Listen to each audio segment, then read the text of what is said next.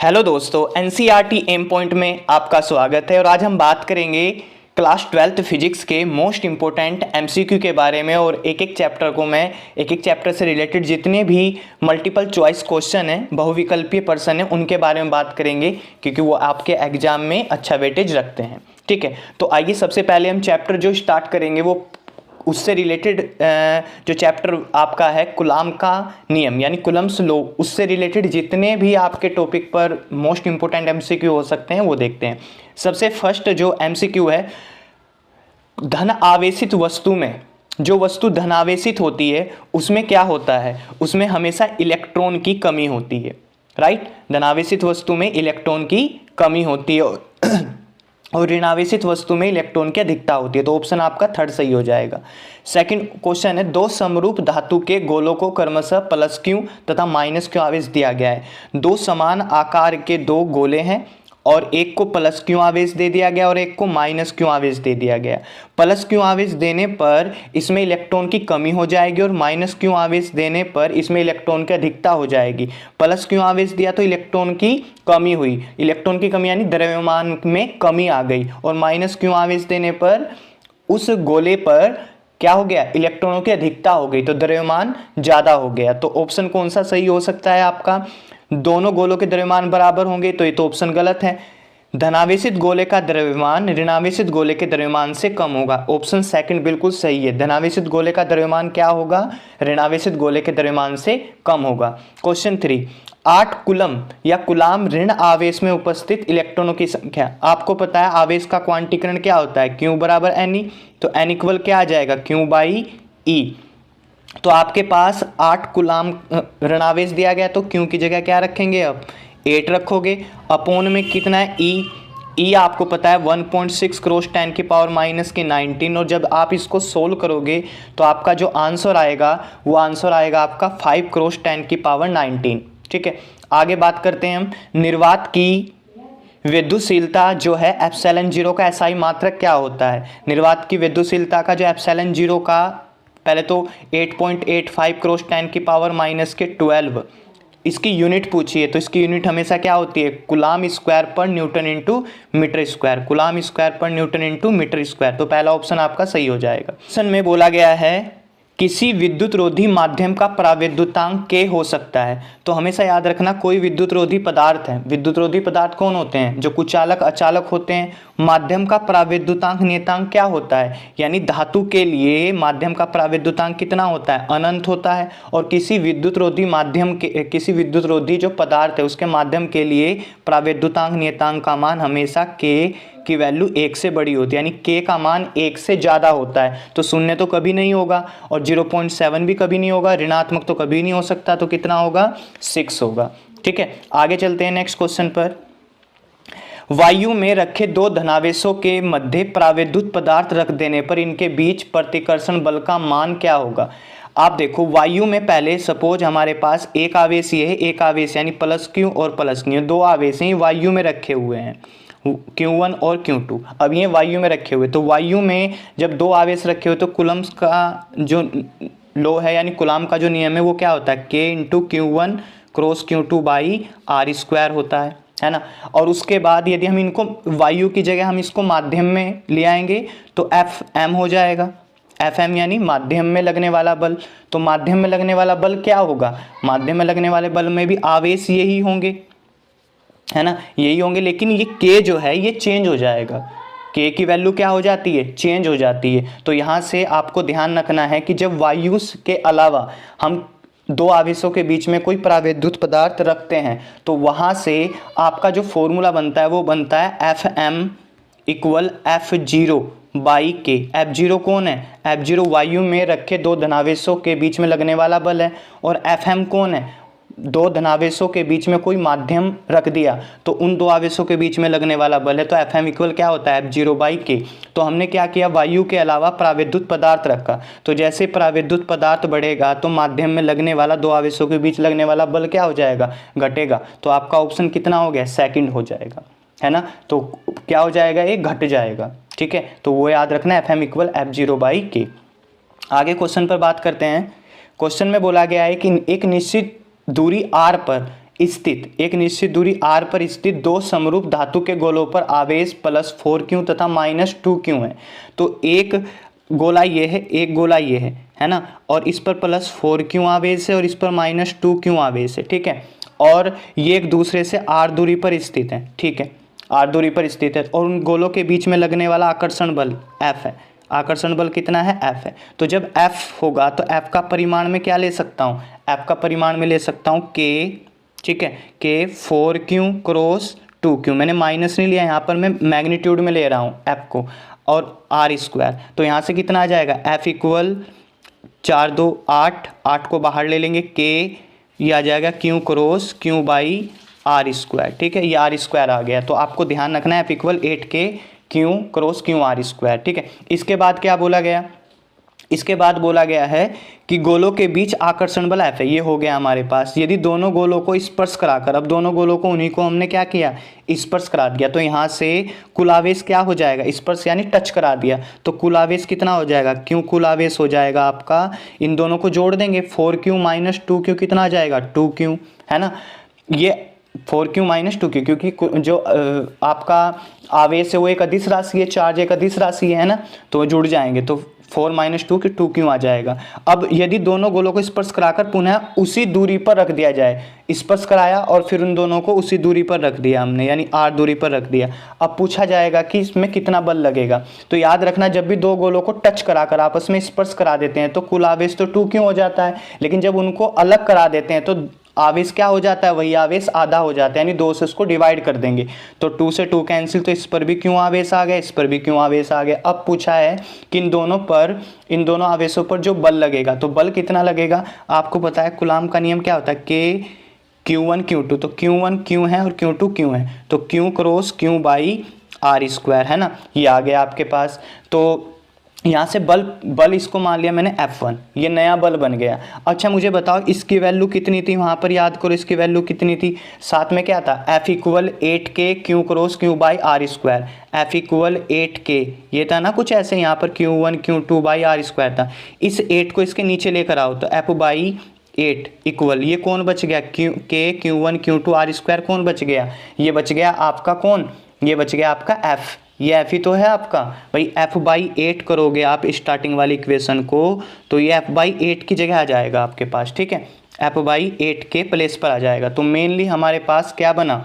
Mainly हमारे पास क्या बना कि जो F1 है वो F बाई 8 बन गया, ठीक है, F बाई 8 की जगह कौन है? F बाई 8 की जगह स्टार्टिंग वाली इक्वेशन थी, वहाँ पर K Q cross Q by R square. तो पहले की अपेक्षा कितना बल हो जाएगा? याद रखना, पहले की अपेक्षा आपका F बाई 8 हो जाएगा। आई होप आपको समझ में आया होगा। आगे क्वेश्चन पर बात करते हैं। R दूरी पर स्थित दो बिंदु आवेश हैं, एक बिंदु ये है, एक बिंदु ये है, ये प्लस Q आवेश है और ये माइनस Q आवेश है, एक दूसरे से R दूरी पर स्थित है, के बीच बल F है। तो कैसा बल होगा? ये आकर्षण बल होगा, ये F बल है, ठीक है। फिर यदि एक आवेश स्थिर हो, देखो अब आगे समझना, हमने क्या किया? एक आवेश को स्थिर कर दिया। मान लो मैंने माइनस Q आवेश को क्या कर दिया? स्थिर कर दिया। ये नहीं, हमारा ये गतिमान नहीं है, लेकिन उसने बोला है कि दूसरा उसके चारों ओर R त्रिज्या के वृत्त में चक्कर लगा रहा है। मान लो कोई दूसरा आवेश R त्रिज्या के पथ में चक्कर लगा रहा है, कौन? ये प्लस Q आवेश, ठीक है, ये R त्रिज्या के एक वर्त बना दे, उसके चारों चक्कर काट रहा है। तो कार्य क्या होगा? आपको पता है कार्य बराबर क्या होता है? F into x. F क्या है? बल, और x कौन है? विस्थापन। आपको अच्छे से पता है कि जब ये आवेश गतिमान होगा, गतिमान यानी इसको वोल्टेज देंगे, है ना, बैटरी से जोड़ेंगे तभी तो गतिमान होगा, और जब ये पूरा एक चक्कर काट के आएगा तो यहाँ पर उसी विस्थापन क्या होता है? जिस बिंदु विस्थापन क्या होता है? दो बिंदुओं के बीच की न्यूनतम दूरी। तो यहाँ से चलेगा जब ये, तो पुनः अपने बिंदु पर पहुंच जाएगा, यानी विस्थापन तो कुछ नहीं हुआ, तो विस्थापन की वैल्यू कितनी हो गई? 0। तो 0 की मल्टीप्लाई F के साथ करेंगे, टोटल क्या आ जाएगा? 0 आ जाएगा। तो कार्य कितना हो गया आपका? कार्य हो गया आपका, फोर्थ ऑप्शन हो जाएगा 0। आई होप आपको समझ में आया होगा। क्वेश्चन करते हैं विद्युत क्षेत्र की तीव्रता पर कौन कौन से मोस्ट इंपोर्टेंट MCQ हो सकते हैं। पहला, विद्युत क्षेत्र की तीव्रता का मात्रक होता है। विद्युत क्षेत्र की तीव्रता E बराबर क्या होता है? F बाई क्यों होता है, यानी एक कूलम आवेश पर जितना बल लग रहा है किसी स्पेस में, उसी को विद्युत क्षेत्र बोलेंगे, है ना। तो अब यहाँ पर बोला गया विद्युत क्षेत्र की तीव्रता, तो यहाँ से तो मुझे क्या दिखाई दे रहा है? F का होता है न्यूटन और Q का होता है कूलाम, तो न्यूटन पर कूलाम। लेकिन 4 ऑप्शन में न्यूटन पर कूलाम तो कहीं पर भी नहीं है, है ना। आप देख के देखो इन 4 ऑप्शन में न्यूटन पर कूलाम कहीं पर नहीं है, ठीक है। तो हम क्या करेंगे, अब हम देखेंगे दूसरा भी होता है, E इक्वल क्या होता है, वोल्ट पर आर, V बाई आर होता है। तो V का क्या होता है, वोल्ट, है ना, पर मीटर। तो वोल्ट पर मीटर क्या है, ये वाला फर्स्ट का आंसर आ गया आपका। तो फर्स्ट ऑप्शन आपका वोल्ट पर मीटर सही होगा। अब बात करते हैं आगे क्वेश्चन थर्ड पर, निम्न में से कौन विद्युत क्षेत्र का मात्रक नहीं है। तो आपको बताएं न्यूटन पर नहीं है, देखो यहाँ विद्युत क्षेत्र का मात्रक नहीं है, ये पूछा है जो नहीं है।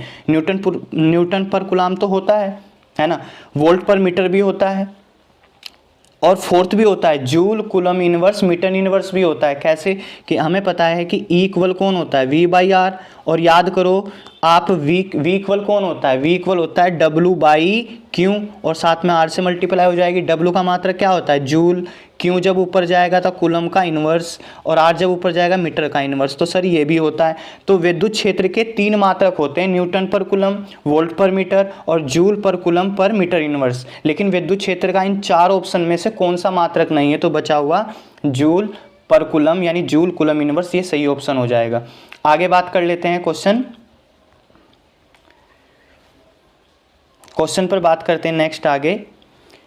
क्वेश्चन में बोला गया है एक अल्फा कण 15 क्रॉस 10 की पावर 4 न्यूटन पर कूलम के विद्युत क्षेत्र में स्थित है। एक अल्फा कण है और वो अल्फा कण एक विद्युत क्षेत्र में स्थित है, और उस अल्फा कण की जो विद्युत क्षेत्र की तीव्रता है किसी बिंदु पर वो कितनी है, 15 क्रॉस 10 की घात 4 न्यूटन पर कूलम है। यानी E दे दिया हमें ये, है ना, और हमें पूछा है उस पर लगने वाला बल। तो आपको पता है F इक्वल क्या होता है, F इक्वल होता है QE, है ना, किसी भी आवेश पर लगने वाला बल ये होता है। अच्छा, अल्फा कण पर आवेश कौन है, आवेशित कण कौन है, अल्फा कण, और अल्फा कण पर आवेश कितना होता है, अल्फा कण पर जो आपका आवेश होता है वो होता है 3.2 क्रॉस 10 की पावर माइनस के 19 होता है। ये अल्फा कण पर आवेश होता है। जैसे आप फॉर्मूले में रखोगे F इक्वल 3.2 क्रॉस 10 की पावर माइनस के 19, और आपके पास E कितना है, F बराबर क्यों ही होता है, E आपको ये दे दिया गया। तो 15 क्रॉस 10 की पावर 4 जब आप 15 की 3 पॉइंट के साथ मल्टीप्लाई करोगे तो 48 क्रॉस 10 की पावर माइनस कितना आएगा, 10 की पावर माइनस के 15 आएगा। और हम एक पॉइंट यहाँ पर लगा देना, क्योंकि माइनस के 15 तो कहीं पर भी नहीं है, एक पॉइंट हम यहाँ पर लगा दे तो -15 क्या हो जाएगा, -14। तो ऑप्शन आपका फर्स्ट हो जाएगा, 4.8 क्रॉस 10 की पावर माइनस के कितना, -14 न्यूटन हो जाएगा। आई होप आपको समझ में आ रहे होंगे। अब आगे हम देखते हैं इसमें नेक्स्ट आगे क्वेश्चन में नेक्स्ट आगे बोला गया है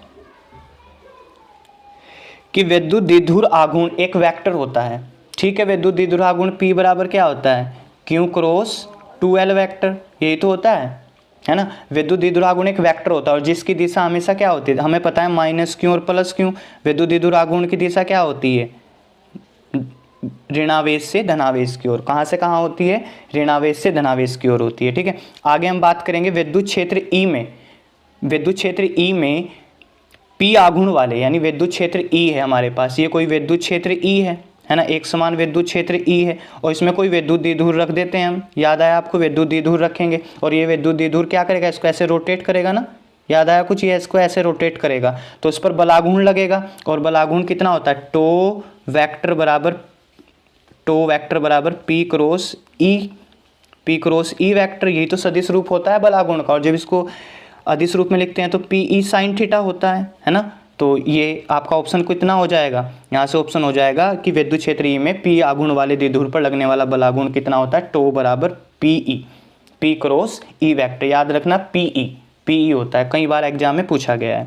आगे हम बात करते हैं नेक्स्ट क्वेश्चन पर, किसी विद्युत द्विध्रुव के कारण, कोई विद्युत द्विध्रुव है उसके कारण विद्युत क्षेत्र की तीव्रता सुदूर बिंदु पर जिनकी दूरियां r है अनुक्रमानुपाती होती है। आपने याद किया होगा अक्षीय और निरक्षीय स्थिति में, अक्षीय स्थिति क्या होती है विद्युत क्षेत्र की, K 2P/r3, है ना, दोनों में। और निरक्षीय स्थिति में भी क्या आता है, ऊपर P आता है और नीचे r3 आता है। तो वो ऑप्शन देख लो जिसमें r3 आ रहा है, यानी E डायरेक्टली किसके अनुक्रमानुपाती, 1/r³ के अनुक्रमानुपाती है, या हम ऐसे बोले कि E r³ के व्युत्क्रमानुपाती है, 1/r³ के अनुक्रमानुपाती है। तो किसके अनुक्रमानुपाती है, थर्ड के। आई होप आपको समझ में आओगा ये। नेक्स्ट पर बात करते हैं क्वेश्चन पर।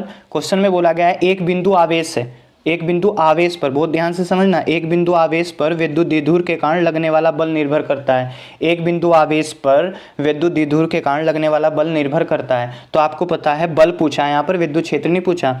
तो हमें पता है F बराबर कितना होता है क्यू ई, और विद्युत द्विध्रुव के कारण क्यू को तो ऐसे ही रहने दो, है ना। और विद्युत द्विध्रुव के कारण विद्युत क्षेत्र की तीव्रता क्या होती है, एक तो अक्षीय में होती है, एक निरक्षीय में होती है, और दोनों में क्या आता है 1/r³ आता है।